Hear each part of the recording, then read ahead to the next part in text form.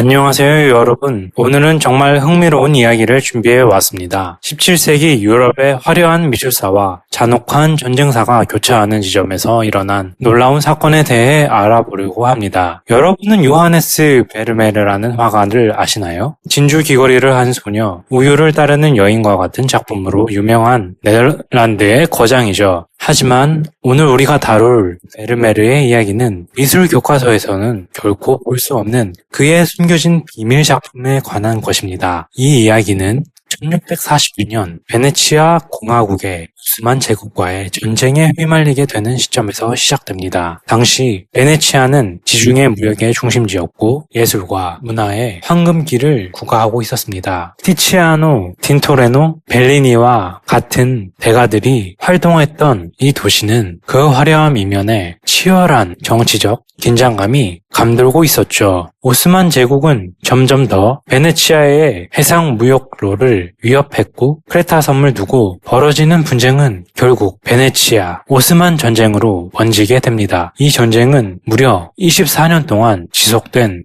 길고 긴 전쟁이었는데요. 여러분은 이런 상황 속에서 예술가들이 어떤 역할을 했을지 생각해 보신 적 있을까요? 실은 베네치아 정부에서 이 위기의 상황에서 특별한 전략을 세웁니다. 바로 비밀 정보망을 구축하는 것이었죠. 그리고 그 중심에는 다름 아닌 예술가들이 있었습니다. 당시 예술가들은 다양한 궁정과 귀족 가문을 오가며 작업할 기회가 많았기 때문에 정보를 수집하기에 이상적인 위치에 있었죠. 특히나 초상화를 그리는 화가들은 대상의 인물의 방에 몇 시간씩 머물며 대화를 나눴는데 이때 자연스럽게 중요한 정보들이 오갈 수 있었습니다. 이런 배경 속에서 베네치아의 총독이었던 프란체스코 몰리는 1647년 네덜란드의 젊은 화가 한 명에게 비밀적인 임무를 부여합니다. 바로 요하네스 베르메르였죠. 당시 25세였던 베르메르는 아직 명성을 얻기 전이었지만 그의 세밀한 관찰력과 묘사 능력은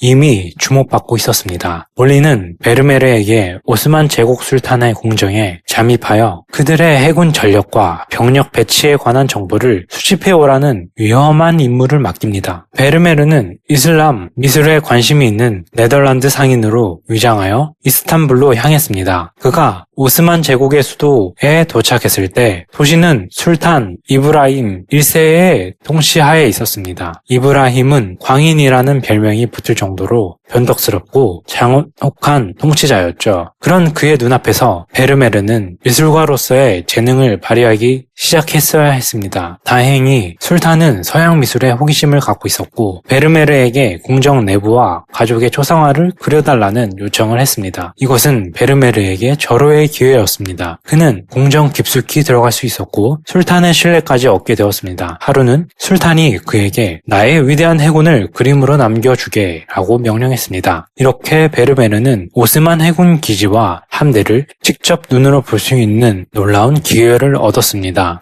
베르메르는 약 6개월 동안 이스탄불에 머물렀습니다. 그는 낮에 술탄과 그의 가족, 궁정 인물들의 초상화를 그리고 밤에는 몰래 해군 기지와 병력 배치도를 정교하게 스케치했습니다. 그의 뛰어난 관찰력과 사실적인 묘사 능력은 이런 비밀 임무에 완벽히 부합했습니다. 하지만 위험은 항상 도사리고 있었죠. 어느 날 밤 베르메르가 몰래 군사 지도를 그리고 있을 때 궁정 경비병이 갑자기 그의 방에 들이닥쳤습니다. 베르메르는 심장이 거의 멈출 뻔했지만 침착하게 대응해서 자신이 그리고 있었던 것은 단순한 풍경화야 라고 설명했습니다. 다행히 경비병은 그의 말을 믿고 물러났지만 이 사건 이후 베르메르는 더욱 조심하게 행동했어야 했습니다. 1648년 초 베르메르는 마침내 충분한 정보를 수집했다고 판단하고 베네치아로 귀환하기로 결심합니다. 하지만 문제가 있었습니다. 어떻게 그 민감한 정보들을 안전하게 베네치아로 가져갈 것인가? 이때 베르메르는 놀라운 아이디어를 떠올립니다. 그는 오스만 궁정의 모습을 그린 아름다운 그림 밑에 비밀 지도와 정보를 숨기기로 하는 것입니다. 이 그림은 겉으로 보기에는 단순한 궁정의 생활 모습을 담은 화려한 작품이었지만 특수 안료로 그려진 부분을 특정 용액으로 처리하면 숨겨진 군사 정보가 드러나도록 설계되었습니다. 베르메르는 이 비밀 작품을 안전하게 베네치아로 가져온 데 성공하고 이 정보는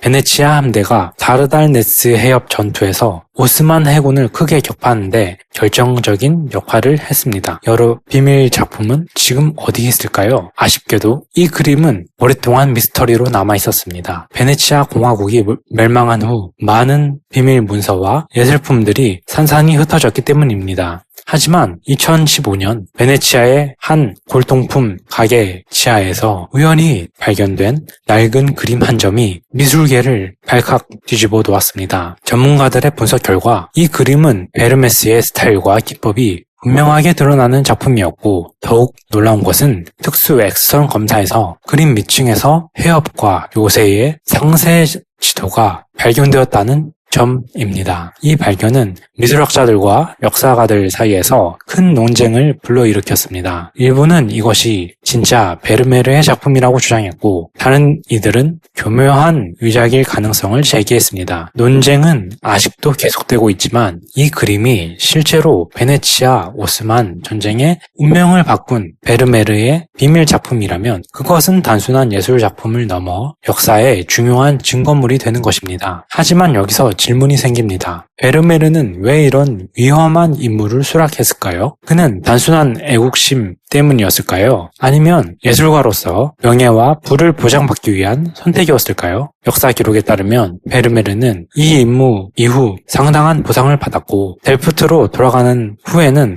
더 안정적인 환경에서 작업할 수 있었다고 합니다. 하지만 그는 자신의 비밀 임무에 대해 평생 침묵을 지켰고 심지어 가장 가까운 가족에게도 이 이야기를 하지 않았다고 합니다. 베르메르의 알려진 작품들을 보면 대부분 조용한 실내 장면이나 일상적인 모습을 담고 있습니다. 진주 귀걸이를 한 소녀, 델프트 풍경, 천문학자 같은 작품들은 평화롭고 명상적인 분위기를 자아냅니다. 이런 작품들과 그가 그렸던 비밀 작품 사이에 어떤 연결고리가 있을까요? 아마도 그의 세밀한 관찰력과 빛에 대한 탁월한 이해가 두 영역 모두에서 빛을 발했을 것입니다. 이제 다시 베네치아 오스만 전쟁으로 돌아가 보겠습니다. 베르메르의 정보 덕분에 큰 승리를 거둔 베네치아였지만 전쟁은 여전히 계속되고 있었습니다. 1648년 다르다네스 해협 전투에서 승리 이후 베네치아는 잠시 숨을 돌릴 수 있었지만 오스만 제국의 압박은 여전했습니다. 당시 지중해는 유럽과 아시아, 기독교와 이슬람 세계가 맞닿은 최전선이었죠. 이 바다를 누가 지배하느냐에 따라 무역로의 부의 흐름 그리고 문화적 영향력까지 좌우되었습니다. 베네치아의 도제 프란체스코 몰리는 베르메르가 가져온 정보의 가치를 높이 평가했습니다. 그는 베르메르에게 1000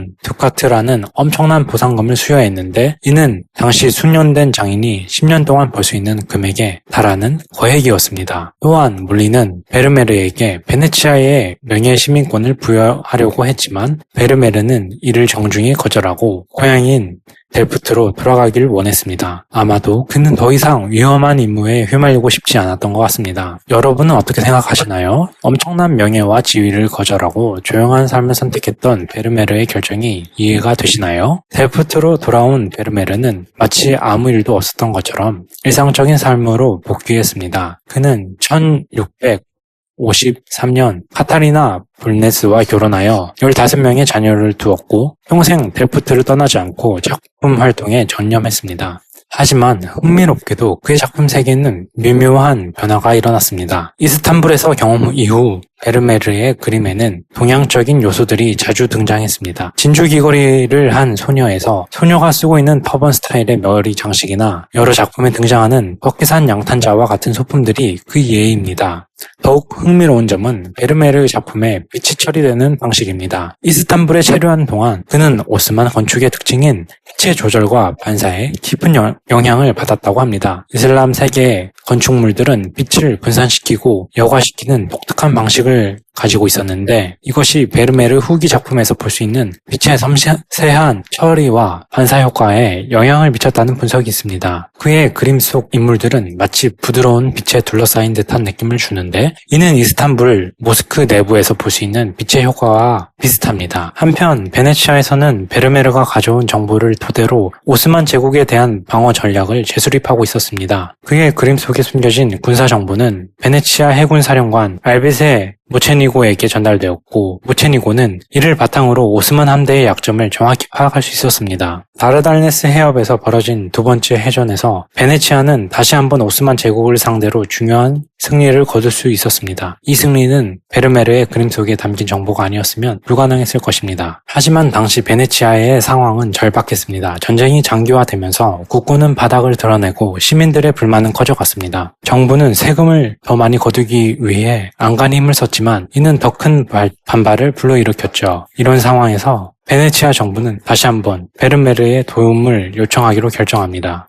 이번 임무는 더욱 위험했습니다. 베르메르는 처음에 이 제안을 거절했습니다. 하지만 페사로는 포기하지 않았습니다. 더 큰 보상과 함께 그의 작품을 궁정에 영구 전시하겠다는 명예로운 제안을 했습니다. 고심 끝에 베르메르는 마지막으로 한 번만 더 베네치아를 돕기로 결심합니다. 이번에는 크레타 섬까지 가야 했기 때문에 더 위험했습니다. 그는 베네치아에서 특별히 제작된 이중 바닥 캔버스와 특수한 안료를 가지고 떠났습니다. 그가 도착했을 때 예상했던 것보다 훨씬 더 어려웠습니다. 오스만 제국은 이전보다 외부인에 대한 경계를 크게 강화해 놓은 상태였고 군사시설에 접근하는 것은 거의 불가능해 보였습니다. 하지만 이번에도 베르메르는 자신의 예술적 재능을 한번 다시 무기로 삼았습니다. 그는 현지 사령관의 초상화를 그려주겠다고 제안했고 이를 통해 서서히 신뢰를 쌓았습니다. 마침내 건설 중인 요새에 접근할 수 있는 기회를 얻은 그는 풍경화로 주변 경관을 그리고 싶다는 이유로 요새 주변을 돌아볼 수 있었고 이때 눈에 담은 모든 것을 밤중에 자세히 기록했습니다. 특히 그는 요새의 약점과 공격하기 좋은 지점을 중심적으로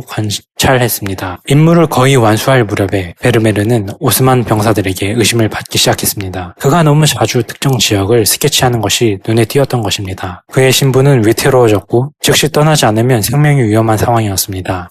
급박한 상황 속에서 베르메르는 자신이 그린 사령관의 초상화에 요새의 모든 정보를 암호화하여 숨겼습니다. 표면적으로는 단순한 초상화처럼 보였지만 특정 방식으로 보면 요새의 구조와 약점이 드러나도록 설계한 것입니다. 베르메르는 건강 문제를 이유로 급히 떠날 준비를 했습니다.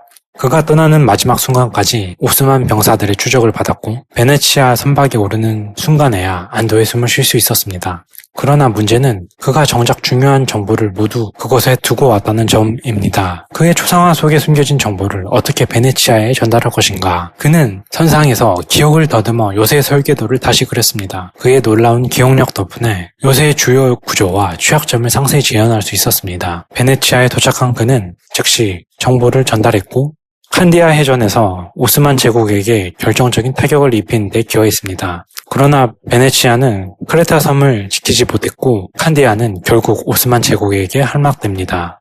두 번째 임무 이후 베르메르는 영원히 스파이 활동을 접었습니다. 베르메르의 비밀 스파이 활동은 시간이 지나면서 점차 잊혀졌지만 그의 예술적 유산은 계속해서 세계를 매혹시키고 있습니다. 그의 작품은 시대를 초월한 아름다움과 기술적 완성도로 높이 평가받고 있으며 특히 그의 빛처리와 일상적인 순간은 정지된 아름다움을 포착하는 능력이 타의 추종을 불허합니다. 가끔은 역사의 진실보다 우리가 그 역사에 부여하는 의미가 더 중요할 때가 있습니다. 베르메르의 비밀 스파이 활동 이야기가 사실이든 아니든 그것은 우리에게 예술의 다양성과 가능성에 대해 상기시켜줍니다.